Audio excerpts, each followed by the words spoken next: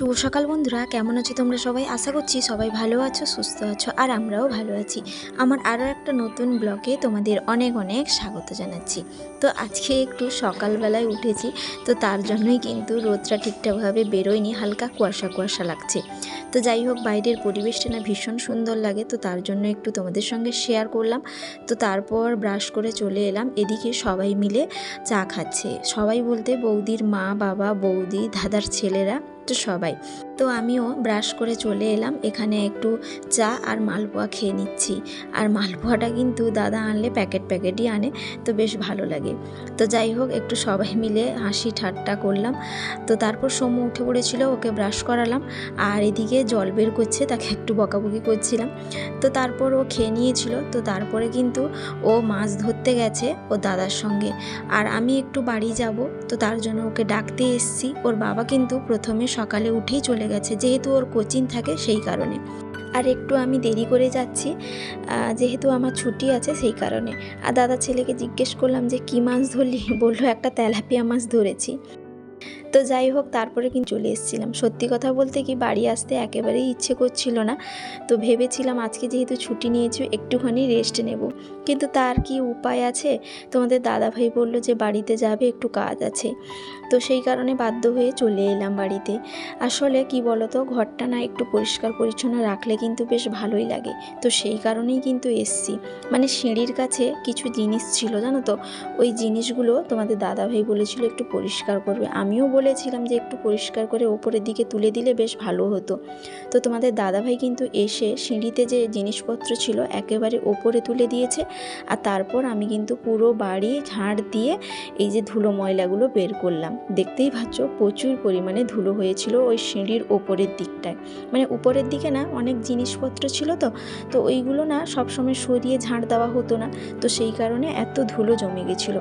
তো তার জন্যই বাড়িতে যেহেতু আছি একটু পরিষ্কার করলাম। আর আজকে ছিল বৃহস্পতিবার, তো তার জন্য একটু ঘরটা ভালো করে পরিষ্কার করে নিলাম।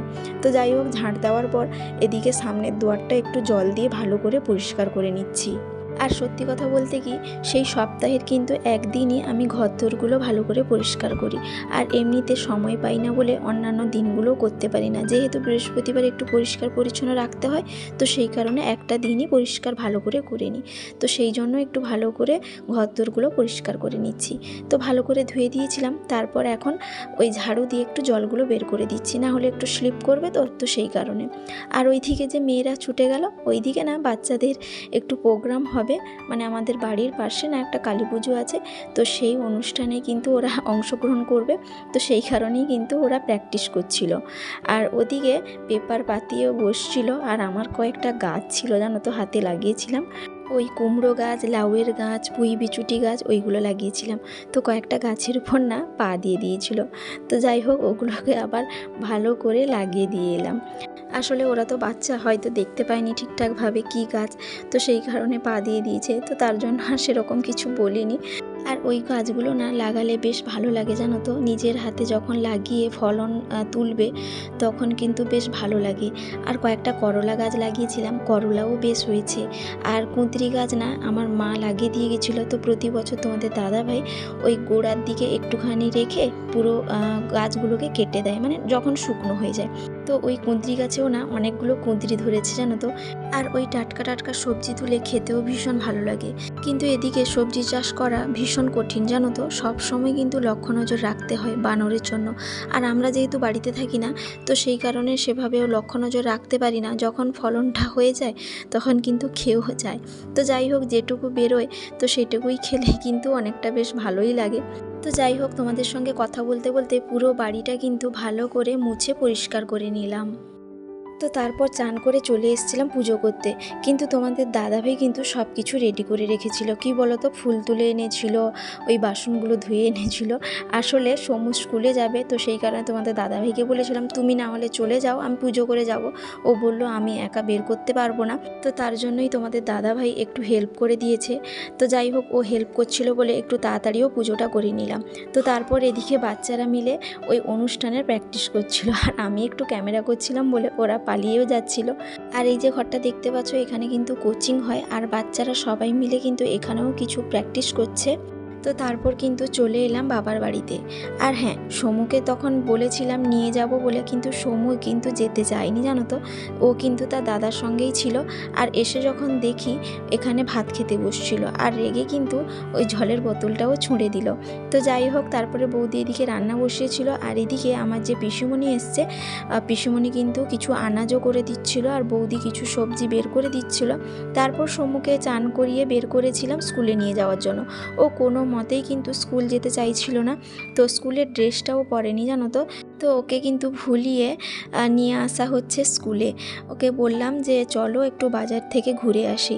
তো ওকে নিয়ে এসেছি, কিন্তু এখানে কিন্তু এসে প্রচুর পরিমাণে কান্নাকাটি করছিল, বলছিল তোমাদের সঙ্গে আমি বাড়ি যাব, আমি থাকবো না এখানে।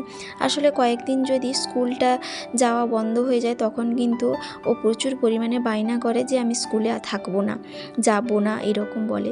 তো যাই হোক, প্রচুর কান্নাকাটি করছিল, তবুও কিন্তু ওকে ছেড়ে চলে গেছিলাম। আর এখানে কিন্তু একজন মাসি থাকেন, আর সত্যি কথা বলতে কি মাসি এত সুন্দর করে বাচ্চাদেরকে রাখে কি আর বলবো।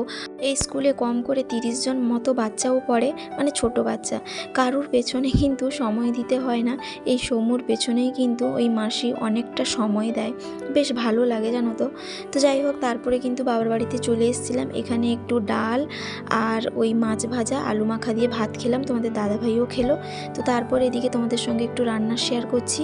এখানে চচ্চড়ি হচ্ছে, মাছের ঝোল হচ্ছে, আর শোল মাছ আছে, শোল মাছ দিয়ে আম দিয়ে একটু টক হবে। এই গরমের সময় টকটা খেতে ভীষণ ভালো লাগে। তো তারপর কিন্তু মাঝখানে একবার সমুকে স্কুলে দেখতে এসেছিলাম কান্নাকাটি করছিল কিনা, কিন্তু ও কান্নাকাটি করেনি, সুন্দরভাবে বসে পড়া করছিল। তো তারপর আবার কিন্তু ওকে স্কুলে গিয়ে কিন্তু নিয়ে এলাম এক্ষুনি। তো এসে কিন্তু সবাই মিলে খেতে বসে গেছিলাম। আর এখানে মাছ ভাজা, চচ্চড়ি, ঝোল হয়েছে, আর হয়েছে শোল মাছের টক। তো এইগুলো দিয়ে কিন্তু খেতে ভীষণ ভালো লাগছিল, আর গরমের সময় টকটা কিন্তু একেবারে অমৃত লাগছিল।